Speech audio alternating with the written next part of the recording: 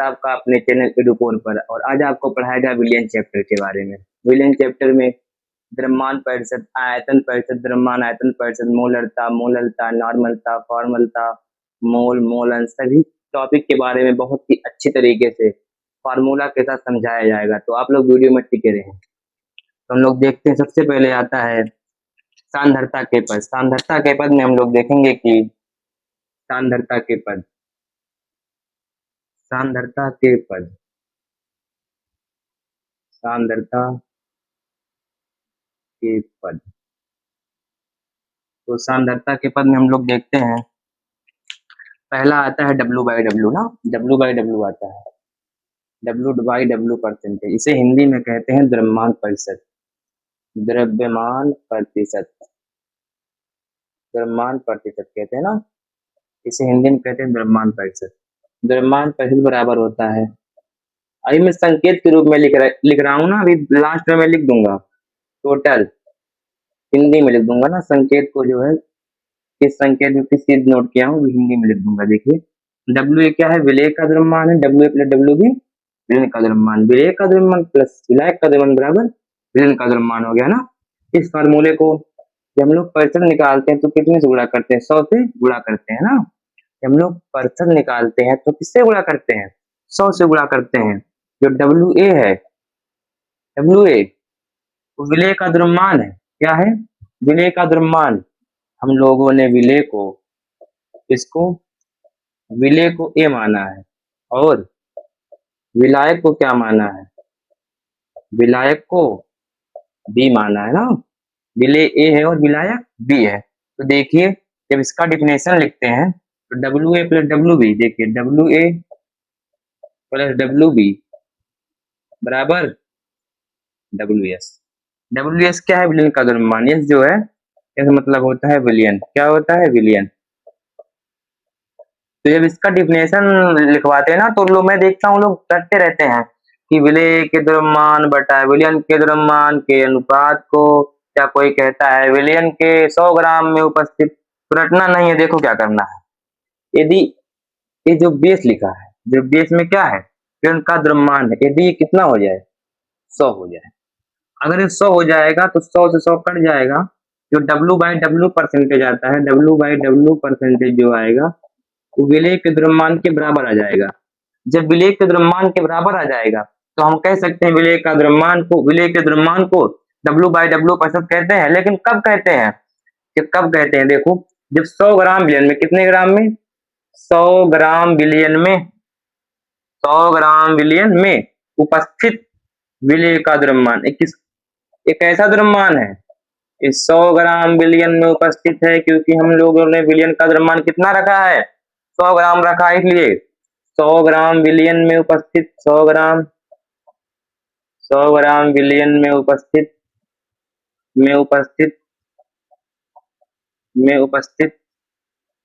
विलेय का द्रव्यमान, 100 ग्राम विलियन में उपस्थित विलेय का द्रव्यमान है, विलेय का द्रव्यमान है, 100 ग्राम विलियन में उपस्थित विलेय का द्रव्यमान है W/W। WA परसेंट किसका द्रव्यमान है, 100 ग्राम विलियन में उपस्थित विलेय का द्रव्यमान है। देखिए फिर एक बार देखिए, द्रव्यमान प्रतिशत क्या होता है, W/W परसेंट क्या होता है, विलेय का द्रव्यमान बटा विलियन का द्रव्यमान गुणे 100। जब हम लोग प्रतिशत निकालते हैं तो किससे, 100 से गुणा करते हैं। तो देखिए WA प्लस WB विलेय का द्रव्यमान बटा प्लस विलायक का द्रव्यमान बराबर विलियन का द्रव्यमान। जब विलियन का द्रव्यमान 100 ग्राम करते हैं तो 100 से 100 कट जाता है, W/W परसेंटेज WA के बराबर आ जाता है ना, W/W परसेंटेज WA के बराबर आ जाता है। तो जो WA होता है वही W/W परसेंटेज होता है, जो विलेय का द्रव्यमान होता है वही W/W परसेंटेज होता है। लेकिन कब, जब विलियन कितना हो, 100 ग्राम हो। इसका डिफिनेशन यहीं से निकलता है कि 100 ग्राम विलियन में उपस्थित विलेय का द्रव्यमान क्या कहलाता है, द्रव्यमान प्रतिशत या W/W परसेंटेज कहलाता है। तो आप लोग नोट करिए फटाफट।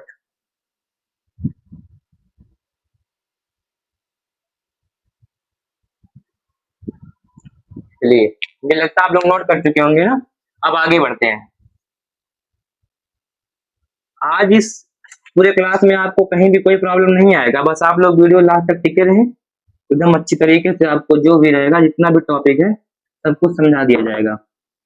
हम लोग देखते हैं क्या, W/V परसेंटेज, W/V परसेंटेज, द्रव्यमान आयतन प्रतिशत, द्रव्यमान द्रव्यमान आयतन द्रव्यमान आयतन प्रतिशत, द्रव्यमान आयतन प्रतिशत तो हिंदी में क्या कहते हैं, द्रव्यमान आयतन प्रतिशत। W/V परसेंटेज बराबर होता है, अभी इसका W/W का, W/V का, V/V का क्वेश्चन एक साथ करवा देंगे। W/V परसेंटेज जो होता है, ऊपर देखो W है ना, तो ऊपर W लिख दो। देखो टोटल मॉल रट्टा, जितना टॉपिक पढ़ाया जा रहा है ये सभी क्या है, TMR है, टोटल मॉल रट्टा। W ए नीचे क्या V है तो V लिख दो, लेकिन क्या सोल्यूशन का, जब हम लोग पैटर्न निकालते हैं तो 100 से गुणा करते हैं। तो आपको समझ में आ गया W/V परसेंट क्या होता है। देखो जब यदि ये सोल्यूशन का जो आयतन है, क्या V क्या आयतन है, कितना कर दें, 100 ml कर दें। अब देखो WA क्या है, विलेय का द्रव्यमान है, क्या है, विलेय का द्रव्यमान है, विलेय का द्रव्यमान है। VS क्या है, विलयन का द्रव्यमान है, विलयन का द्रव्यमान है। द्रव्यमान कह रहा हूं, आयतन है। V ना, V क्या होता है, आयतन होता है। this क्या है, विलयन का आयतन है। तो जब इसे 100 ml आप कर दोगे तो जब W/V परसेंटेज आएगा वो WA के बराबर आएगा। तो विलेय का जो द्रव्यमान होता है वही W/V परसेंटेज होता है। कब, जब विलयन का आयतन 100 ml हो। इसीलिए क्वेश्चन यहीं से डिफिनेशन बनता है कि 100 ml विलयन में उपस्थित जो विलेय का द्रव्यमान होता है, 100 ml विलयन में उपस्थित जो विलेय का द्रव्यमान होता है वही द्रव्यमान आयतन प्रतिशत होता है। जो WA लिखा गया है ये क्या है, 100 ml विलयन में उपस्थित है। कितने उपस्थित है, 100 ml विलयन में उपस्थित है। कैसे पता कि 100 ml विलयन में उपस्थित है, यहाँ से पता चला कि हम लोगों ने 100 रखा तभी 100 से 100 कट के W/P परसेंटेज WA के बराबर आ गया। आप लोग नोट करिए, फिर आगे बढ़ते हैं। समझ में आ रहा है ना एकदम अच्छी से। समझ में जो नहीं आएगा आप लोग कमेंट करिएगा, उसका आंसर आपको दिया जाएगा, ठीक है। जो समझ में ना आए आप लोग कमेंट में बताइएगा।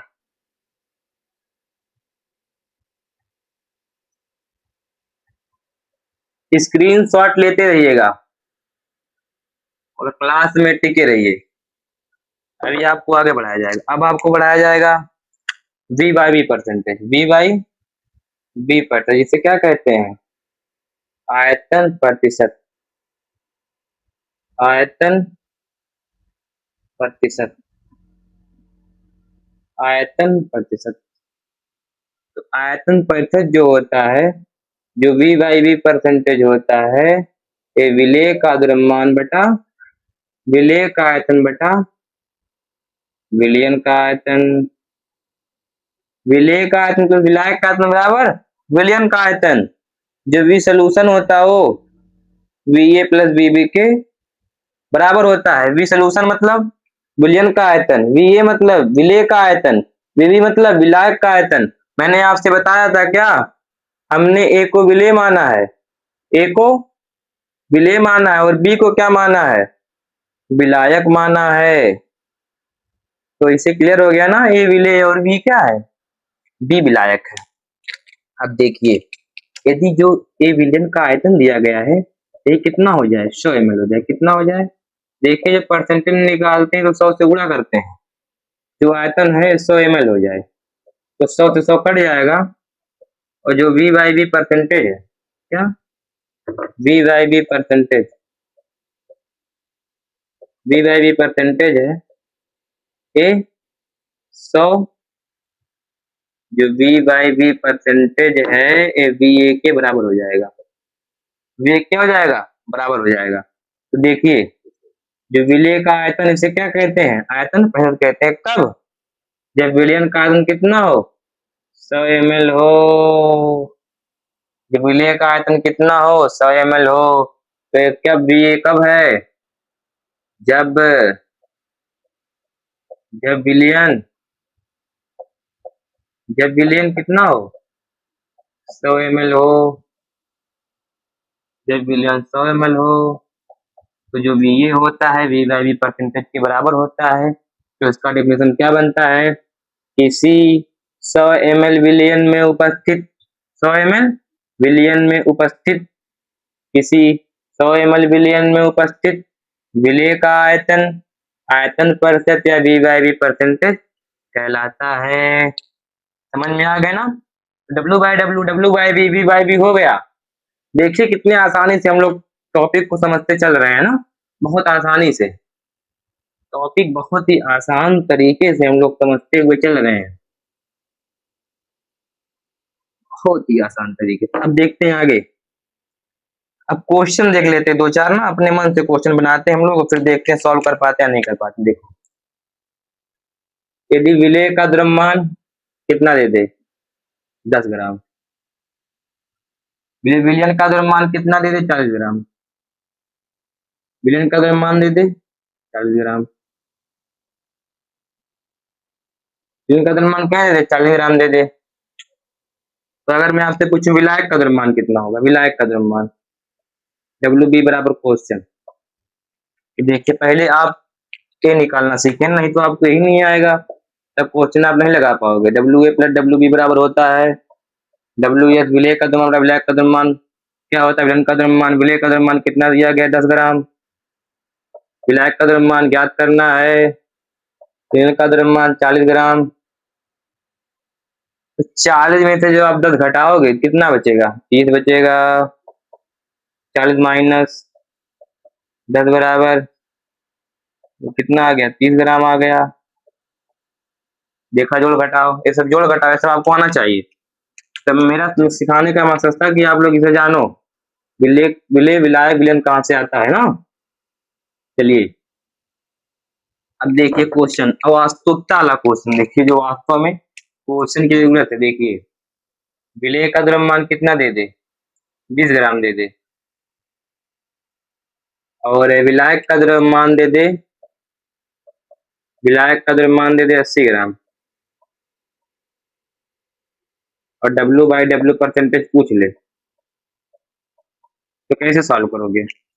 मान रखना है, विलेय का W/W परसेंटेज बराबर होता है, W/W परसेंटेज बराबर होता है WA बटा WA प्लस WB गुणे 100। यही होता है ना। अब मान रखते हैं, देखो WA का मान कितना दिया गया है? WA का मान दिया गया 20। विलेय का द्रव्यमान कितना दिया गया? 20। विलायक का द्रव्यमान कितना दिया गया? 80 गुणे 100। देखिए जब प्लस का निशान है तो काटना नहीं चाहिए, आप लोग काट देते हैं ना इसे तुरंत। 20 25 100 गलत हो जाएगा। यदि प्लस प्लस का निशान है या माइनस का निशान तो कटेगा नहीं, इसे विशेष ध्यान देना है इस निशान पे। तो पहले जोड़ते हैं, जोड़ो देखो, 20 बटा 80 20 100 गुणे 100। 100 से 100 क्या हो गया? कट गया, अंदर कितना आ गया? 20%। W/W percentage 20%। जो लैंग्वेज लैंग्वेज वाला क्वेश्चन होता है एनसीईआरटी में दिया गया है, आपको 3 दिन बाद जो मैं मोबाइल से समझाऊंगा बहुत अच्छी तरीके से।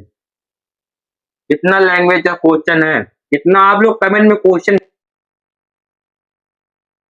सबको समझाएंगे बहुत ही अच्छी तरीके से।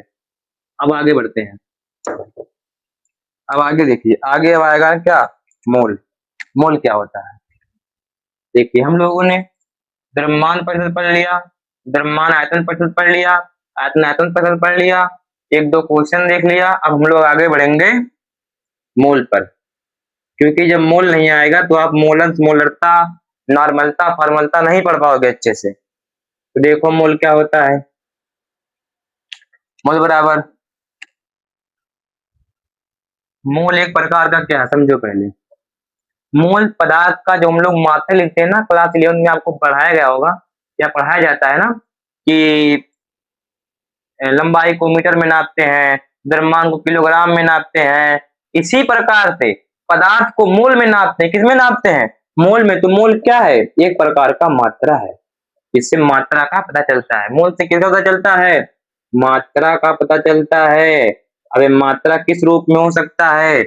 या तो मात्रा द्रव्यमान के रूप में हो सकता है, या तो मात्रा आयतन के रूप में हो सकता है, या तो मात्रा संख्या के रूप में हो सकता है। मतलब मात्रा, समझ रहे हो ना? मात्रा संख्या के रूप में हो सकता है ना, द्रव्यमान के रूप में हो सकता है, या तो आयतन के रूप में हो सकता है, तो संख्या के रूप में हो सकता है। संख्या के रूप में हो सकता है। तो फिर आगे देखेंगे ना, मोल क्या एक प्रकार का मात्रा है। तो जब इसका डिफिनेशन लिखते हैं तो आप लोग देखते हैं मोल बराबर जो होता है, मोल बराबर होता है भार बटा अणुभार। बराबर होता है भार बटा अणुभार। और क्या होता है? बी बटा 22.4 होता है। और क्या होता है? एन बटा एन क्या होता है। इसे मैं अच्छे से आपको बताऊंगा, आप लोग परेशान नहीं रहिएगा। ये जो एक एक पॉइंट को अच्छे से समझाया जाएगा। तो देखिए, बहुत जगह डिफिनेशन लिखा रहता है कि भार बटा अणुभार के अनुपात को मोल कहते हैं।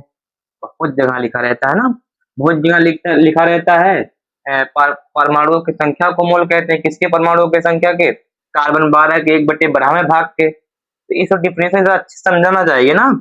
आपको जब अच्छे समझ में नहीं आएगा तो आप लोग नहीं लिख पाओगे। देखो, मान लो आप लोग समझने की कोशिश करो, यदि आपके पास 10 पेन है, कितना पेन है? 10 पेन, और मैं कह दूं इसका 1/10वां भाग क्या होगा? 1/10वें भाग में कितना पेन आएगा?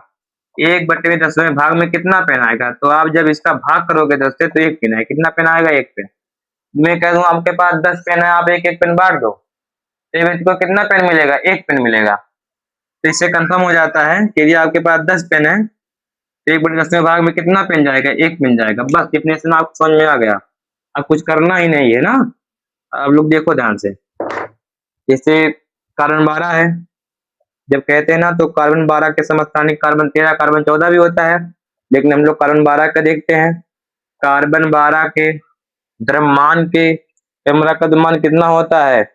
12 होता है। द्रव्यमान के 1/12वें भाग के, 1/12वें भाग में, 1/12वें भाग में परमाणुओं की संख्या, किसकी संख्या? परमाणुओं की संख्या, परमाणुओं की संख्या 1/12वें भाग में कार्बन परमाणुओं की संख्या क्या कहलाता है? मोल कहलाता है। 12 से 12 कट जाएगा, कितना आएगा? 1। कहने का तात्पर्य इसका 1 आना चाहिए। 1/12वें भाग में क्यों बोला है? क्योंकि 1 आ जाए इसीलिए। देखो, कार्बन 12 के द्रव्यमान के, कार्बन 12 के द्रव्यमान के 1/12वें भाग में कार्बन परमाणु की संख्या क्या कहलाता है? मोल कहलाता है। यदि आपको कठिन लग रहा हो तो आप भी रट लीजिए, बराबर भार बटा अणुभार। किसी पदार्थ के, किसी पदार्थ के भार, किसी यौगिक के, अणु के, परमाणु के भार बटा अणुभार के अनुपात को मोल कहते हैं। इस तरीके से आप रख सकते हैं। तो अब आगे जो इस सूत्र है, इस सूत्र को मैं एक्सप्लेन कर देता हूं। आप लोग देखो ध्यान से, इस सूत्र को अच्छे से एक्सप्लेन करता हूं। इस सूत्र को जो है मैं अच्छे से एक्सप्लेन कर देता हूं। मोल के सूत्र को देखो, मोल के सूत्र को मैं अच्छे से एक्सप्लेन कर देता हूं। मोल बराबर होता है भार बटा अणुभार तथा V/22.4 बटा बराबर N/N। ये होता है मोल बराबर भार बटा अणुभार V/22.4 N/N। हम देखेंगे कि भार कहाँ से आता है। ये भार आपको क्वेश्चन में दिया रहेगा और अणुभार जो होता है वो निकाला जाता है। जैसे इस Cl का अणुभार कितना है और NaCl का अणुभार कितना है और NaOH का अणुभार कितना है, H2SO4 का अणुभार कितना है, निकाल लाना चाहिए। तो आप जब देखेंगे तो हाइड्रोजन कितना होता है, 1 होता है, क्लोरीन का कितना होता है, 35.5 होता है, तो कितना हो गया, 36.5 आ गया। इसी प्रकार सोडियम का देखो 23 होता है, प्लस क्लोरीन कितना होता है, 35.5 होता है ना, तो आप इसको जोड़ोगे तो आपका आएगा 58.5। लेकिन इसका मात्रक क्या होगा, 5 तो होगा, लेकिन मात्रक क्या होगा, मात्रक आपको पता है, नहीं पता है ना, ग्राम प्रति मोल होता है। क्या होता है, ग्राम प्रति मोल। अब यदि आपको मात्रक निकालना ना आता हो तो आप कमेंट करिएगा, एक क्लास आपका मात्रक का ले लेंगे। 58.5 क्या, ग्राम प्रति मोल। अब आगे देखो, NaOH का कितना, Na कितना होता है, 23 होता है। ऑक्सीजन का कितना होता है, 16 होता है। हाइड्रोजन कितना होता है, 1 होता है। कितना आ गया, 40 आ गया। 40 क्या, ग्राम प्रति मोल ना। इसका भी हो गया। H2SO4 का देखो, हाइड्रोजन कितना होता है, 2 हाइड्रोजन, 1 हाइड्रोजन का 1, 2 हाइड्रोजन का 2, सल्फर का 32, 1 ऑक्सीजन का 16, तो 4 ऑक्सीजन का 64, कितना हो गया, 98। 98 क्या, ग्राम प्रति मोल। अब मैं बहुत दिनों से ये सब लिख रहा हूँ तो मुझे रट गया है सब, द्रव्यमान निकालना ही नहीं पड़ता। तो हम लोग क्या निकाले, अणुभार निकाले, हम सब क्या निकाले हैं, अणुभार निकाले हैं। अणुभार के बाद हम लोग देखते हैं, आगे देखते हैं क्या है।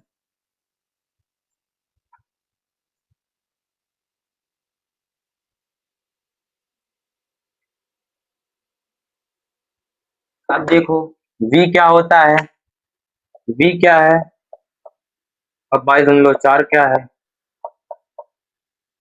जो V होता है ये आयतन रहता है, क्या रहता है, आयतन।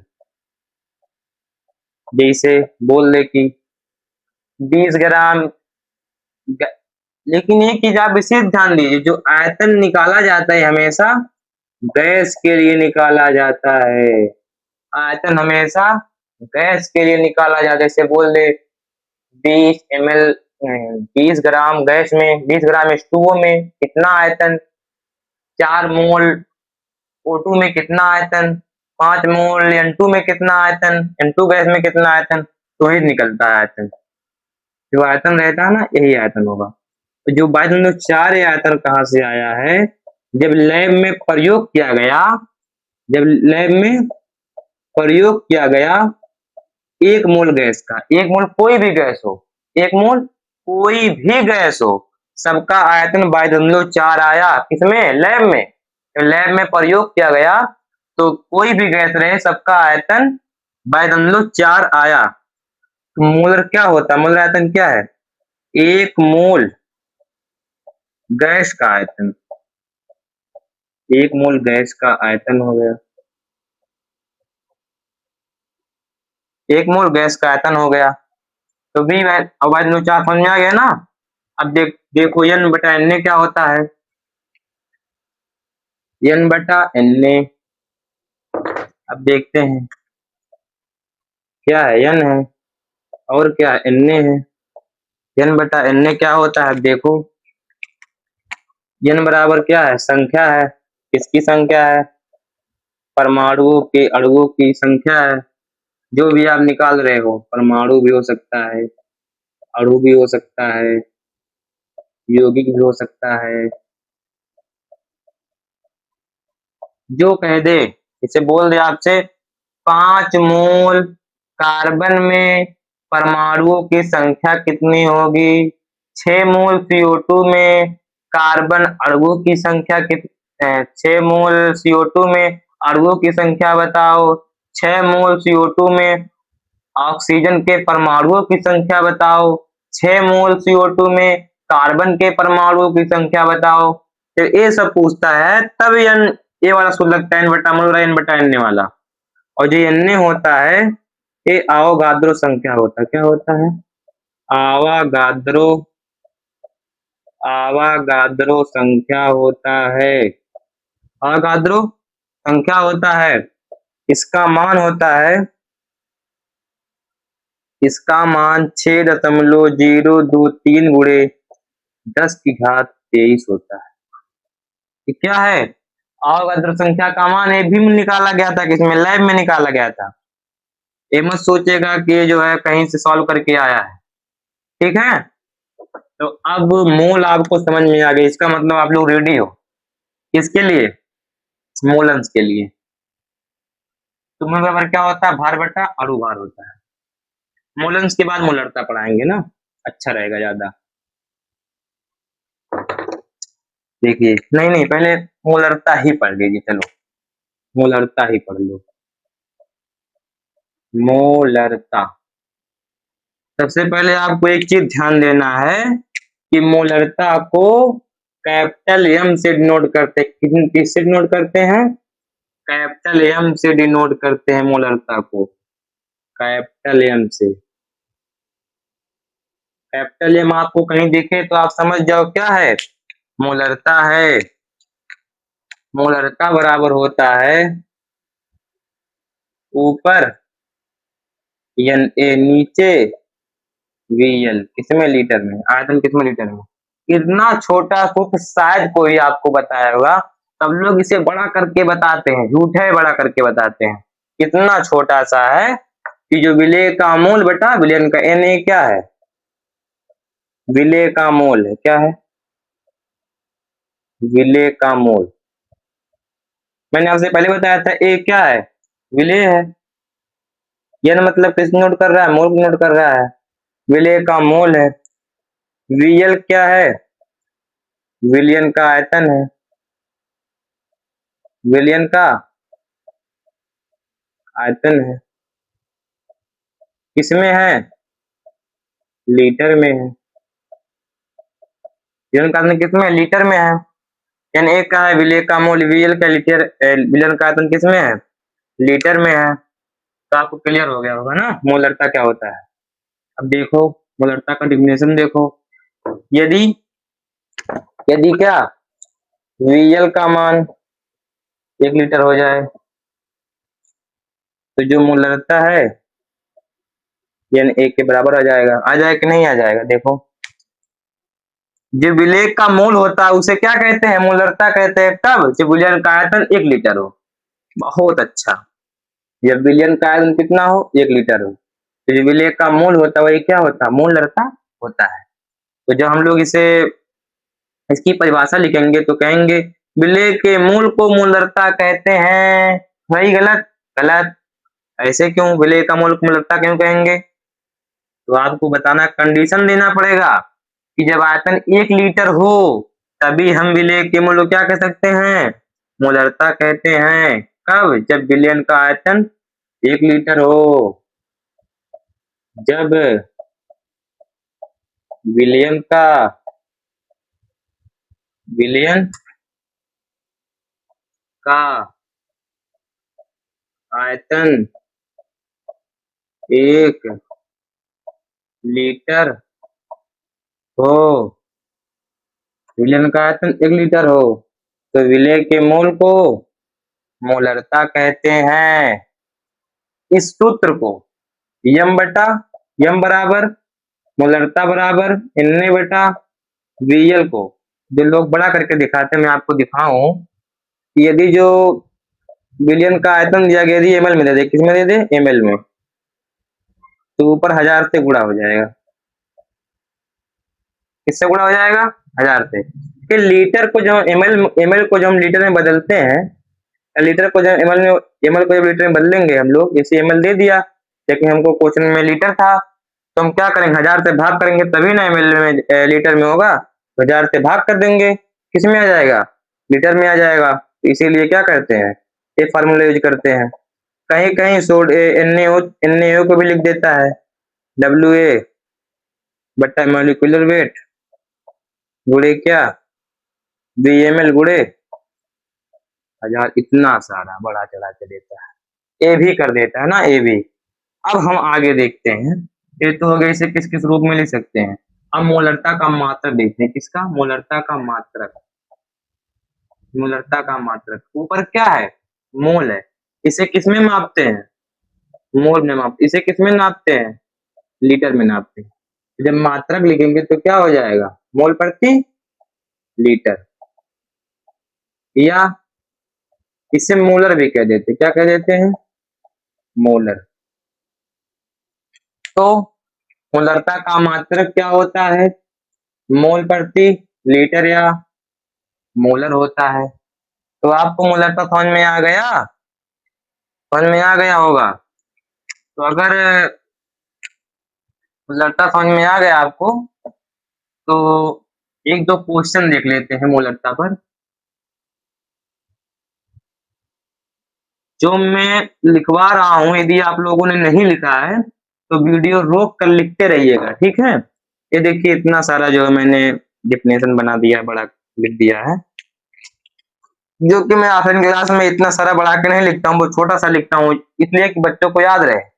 और इतना सारा लिख देंगे ना तो समझ ही नहीं पाएंगे, रटने लगेंगे, भूल जाएंगे। इसीलिए मैं सिर्फ यही वाला लिखता हूँ, ये सब नहीं लिखता हूँ। देखो यदि क्वेश्चन दे दिया आपको, क्वेश्चन में HCl का मोल, HCl का मोल दे दे, कितना दे दे, 2 मोल। और विलयन का आयतन जो है 1000 ml दे दे,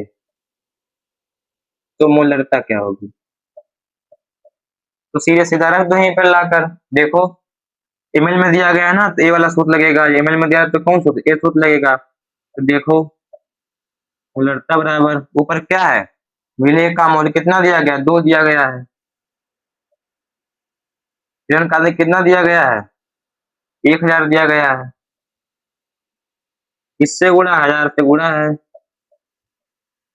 तो 1000 से 1000 कट गया, मोलरता कितना आ गया, 2 मोलर आ गया, 2 मोलर आ गया ना। अब यही अगर मोल के स्थान पे भार दे देता, क्या दे देता, भार दे देता, द्रव्यमान दे देता, तब क्या होता, फिर देखो क्या होता। यदि यही कह देता 5.8 ग्राम है, क्या 5.8 ग्राम है, 5.85 ग्राम है, 5.85 ग्राम, अच्छे लिख देता हूँ, 5.85 ग्राम है। जिनका आदमी कितना 2000 दे दे, क्यों कुछ भी दे सकता है क्वेश्चन में। ये मत कहिएगा कि अगर इतना देगा तो 2000 ml देगा, ऐसा कोई नहीं है, कुछ नहीं है, कुछ गारंटी नहीं कितना दे देगा। अब कौन सा फॉर्मूला है, ग्राम में द्रव्यमान दिया है ना, द्रव्यमान दिएगा, देखो द्रव्यमान इसमें है, हमको मोल निकालना पड़ेगा, और भार से भाग कर देंगे तो हम अब की बार ये वाला लगाएंगे। तो ऊपर क्या है, विलय का द्रव्यमान, विलय का द्रव्यमान कितना दिया गया है, 5.85। और भार कितना होता है, मोलिकुलर वेट इसलिए कितना होता है, अभी आगे निकलवाया था मैं, हाइड्रोजन कितना होता है, एक इसलिए कितना होता है, 35.5 होता है। कितना हो गया, 36.5 हो गया ना। तो नीचे क्या कर दो, 36.5 कर दो, मोलिकुलर वेट का मान रख दियो ना। अब आयतन कितना दिया गया, 2000 ml दिया गया है, 2000 ml दिया गया है, 1000 से ऊपर गुणा है, तो 1 गुणे 2, इसका 2 से गुणा कर दो, जितना आंसर आएगा किसमें आ जाएगा, वही मोलर में आ जाएगा।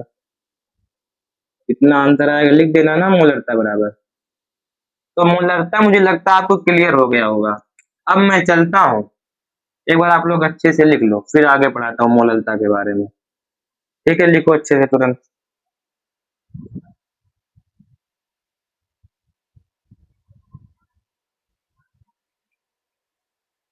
चलिए फिर आगे बढ़ते हैं, आप लोगों ने लिख लिया होगा मुझे उम्मीद है।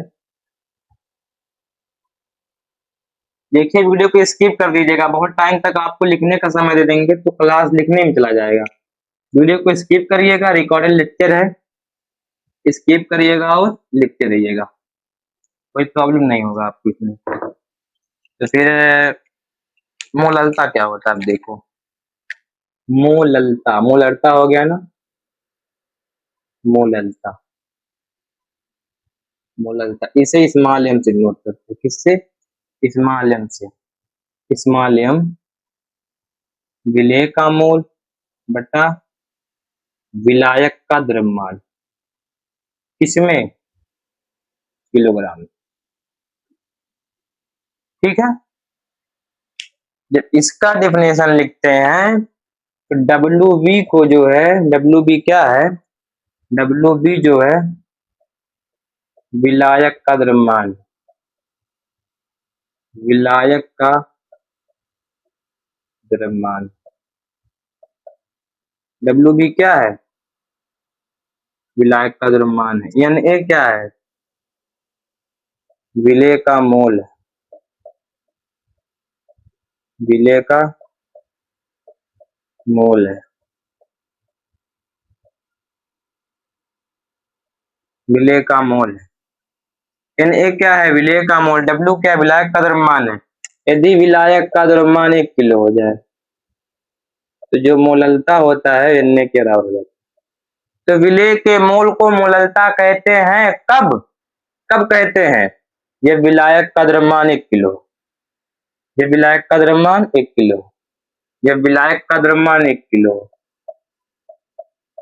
जब विलायक का द्रव्यमान, विलायक का द्रव्यमान 1 किलोग्राम हो तो क्या कहते हैं? मोललता को, विलेय के मोल को मोललता कहते हैं। इसका मात्रक देखो, इसका मात्रक क्या होता है? ऊपर क्या है? मोल है, नीचे क्या है? इसे मोल से मापते हैं, इसे किससे मापते हैं? किलोग्राम में मापते हैं। तो मोल बटा किलोग्राम, या मोलल, या क्या? मोलल। और इसे अगर हम और आगे बढ़ाने चाहें मोललता, मोललता को, तो एम बराबर एन ए बटा डब्ल्यू बी दिखा, विलायक का द्रव्यमान लिखा गया है। यदि यही एम एल ग्राम में हो जाए, किस में हो जाए? ग्राम में, तो 1000 से गुणा हो जाएगा। एक तो आपके लिए ये हो गया, एक हो गया। यदि मूल ना दिया रहे, द्रव्यमान दिया रहा है विलेय का, तो विलेय का द्रव्यमान बटा एटॉमिक वेट, अणु भार, गुणे क्या? डब्ल्यू बी इंटू 1000 का, जब ग्राम में दिया रहे तब, तो ग्राम में दिया रहे तभी वाला फॉर्मूला लग जाएगा। अब हम लोग मोललता पे क्वेश्चन देखते हैं। ये आपको समझ में आ गया? यदि नहीं आ रहा कोई टॉपिक समझ में, तो आप स्किप करके कहीं जाकर अच्छे से समझिएगा, नहीं तो फिर कमेंट कीजिएगा जो टॉपिक समझ में नहीं आएगा। अब आगे बढ़ते हैं। मोललता हो गया ना, मोललता पे क्वेश्चन।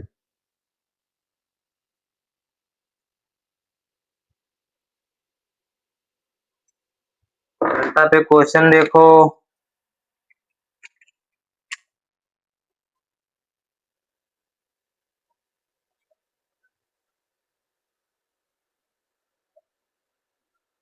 मोललता पे क्वेश्चन यदि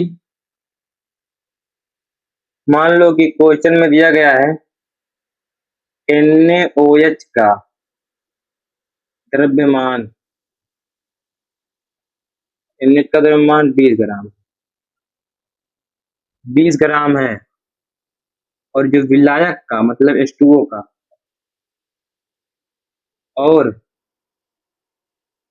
पानी का द्रव्यमान, पानी मतलब H2O का द्रव्यमान जो है वो दे दिया गया है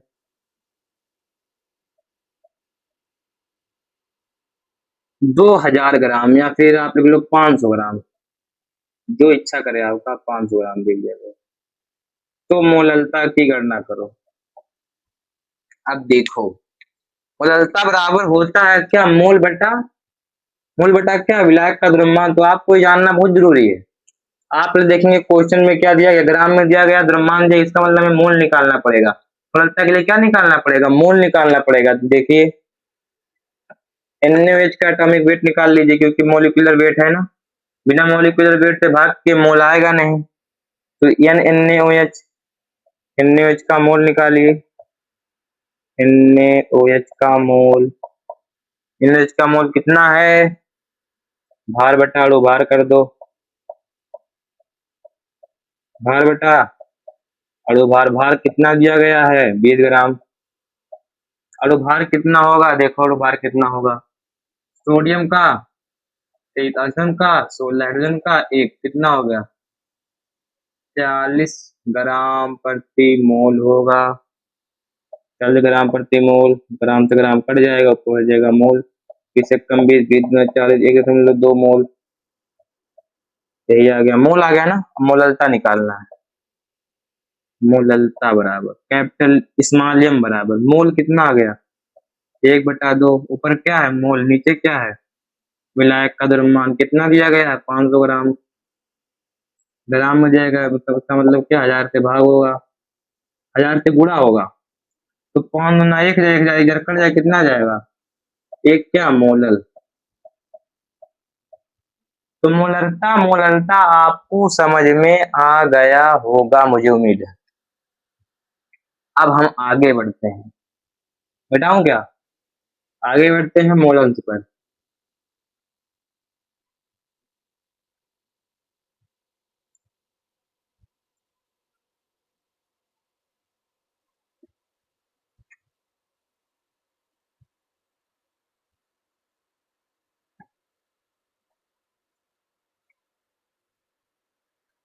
अब आएगा मोलंस। मोलंस किसे कहते हैं? मोल, नॉर्मलता पढ़ लो पहले। नॉर्मलता, नॉर्मलता किसे कहते हैं? देखिए फॉर्मलता आपके सिलेबस में नहीं है, आप लोग कमेंट करिएगा, अगर आपको पढ़ने का मन होगा तो मैं पढ़ा दूंगा। मोलरता को ही क्या कहते हैं? फॉर्मलता कहते हैं। जो कैपिटल एम होता है इसे ही फॉर्मलता कहते हैं। फॉर्मलता बस वहां पर जो है कुल कुल परमाणुओं की संख्या दे देता है, बस द्रव्यमान एटॉमिक वेट में, और कुछ नहीं होता है। तो नॉर्मलता बराबर क्या होता है? इसे कैपिटल एन से डिनोट करते हैं। नॉर्मलता बराबर होता है विलेय का मोल, विलेय का मोल बटा बिलियन का, इसका जो है आप लोग इस तरीके से लिख लीजिए, मोलरता बराबर भार बटा अणु भार। तो जो इसमें अणु भार रहता है ना, भार बटा अणु भार मोल हो गया, गुणे 1000 से गुणा करते हो, नीचे क्या होगा? आयतन होगा। मोलरता में यही करते हो ना, कैपिटल एम में क्या करते हो? यही तो करते हो, भार बटा अणु भार गुणे 1000 बटा बीएल। यदि आयतन जो ml में रहे तो ऊपर 1000 से गुणा करते हो। नॉर्मलतम बस यहाँ पर एन फैक्टर से गुणा हो जाएगा। अब मैं आपको बताऊं एन फैक्टर से गुणा क्यों होता है? क्योंकि यहाँ अणुभार के बजाय नॉर्मलता में ये जो फार्मूला होता है मोलरता वाला, 1 मिनट, इसे मिटाकर मैं इसे मोलरता कर देता हूँ। मेरा समझाने का बस एक ही है कि आपको समझ में आना चाहिए। 4 बार लिखना पड़ेगा, मैं 4 बार लिखूंगा। एक इसका हो गया, मोलरता का हो गया, मोलरता। ये मोलरता का हो गया। नॉर्मलता में क्या होता है? नॉर्मलता में भार भी रहता है, इसी अणुभार के स्थान पे हो जाता है ग्राम तुल्यांकों की संख्या, ग्राम तुल्यांकों की संख्या। और सभी चीजें वैसे रहता, अगर VML में है तो ऊपर क्या होगा? 1000 से गुणा हो जाएगा। ये जो ग्राम तुल्यांक होता है ना, ग्राम तुल्यांक, ग्राम तुल्यांक बराबर होता है, ग्राम तुल्यांक बराबर होता है अणुभार बटा एन फैक्टर। एन फैक्टर क्या होता है? एन फैक्टर आवेश होता है। देखो HCl, हाइड्रोजन पे कितना आवेश? एक क्लोरीन पे कितना आवेश होता है? 1 होता है ना। पे धन 1 होता है, इस पे ऋण 1 होता है। तो इन फैक्टर कितना हो गया, इसे ही क्या कहेंगे, इन फैक्टर कहेंगे। ऐसे हम लोग देखते हैं कि H2SO4 में H2SO पे कितना इन फैक्टर, कितना आवेश, 2 आवेश, कितना -2। इस पर कितना है, एक हाइड्रोजन पर 1 प्लस, 2 हाइड्रोजन पे 2 प्लस, यही क्या है, यही इन फैक्टर है। ठीक है, तो जब ग्राम तुल्यांक, तो नॉर्मलता को हम लोग लिख सकते हैं, नॉर्मलता को हम लोग लिख सकते हैं भार बटा ग्राम तुल्यांक के स्थान पे क्या लिख सकते हैं, भार बटा इन फैक्टर लिख सकते हैं। भार बटा अणुभार, भार बटा अणुभार इंटू 1000।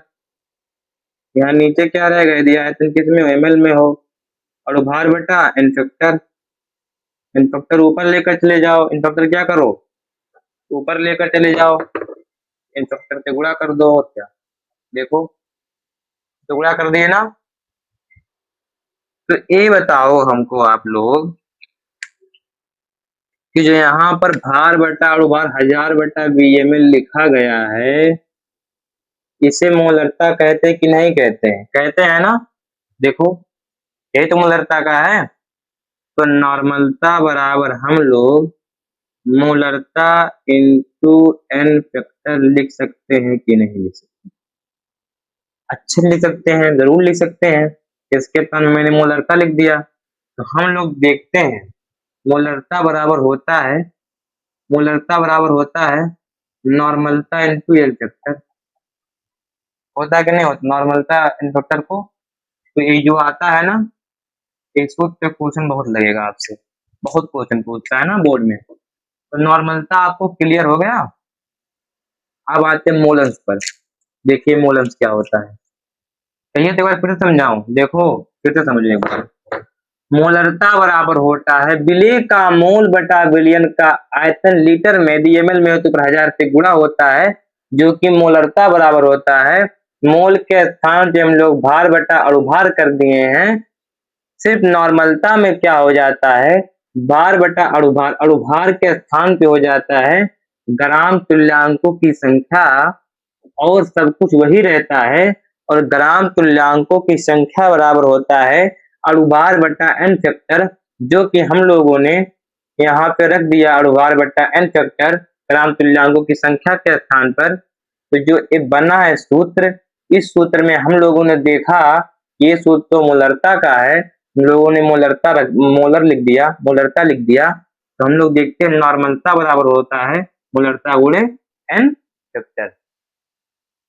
ठीक है, आप लोग कमेंट में बताइएगा लेक्चर कैसा चल रहा है।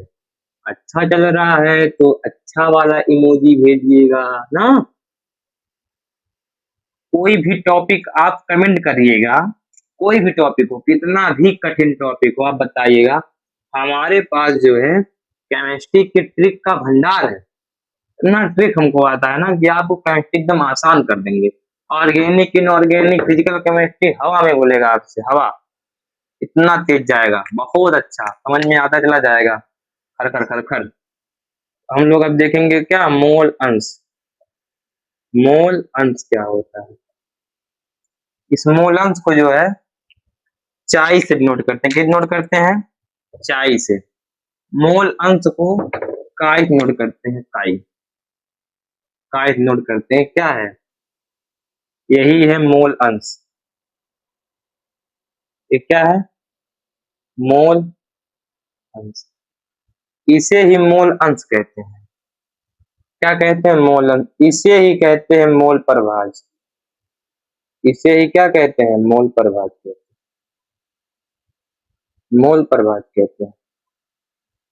इसका जो फॉर्मूला होता है, किसी विलयन, कोई विलयन उपस्थित हो उसमें ढेर सारे पदार्थों को मिलाया गया हो, तो उसमें से किसी एक पदार्थ का जो मोल रहता है उसे क्या करते हैं, ऊपर लिख देते हैं, और कुल मोलों की संख्या को प्लस NB, कुल मोलों की संख्या को नीचे लिख देते हैं।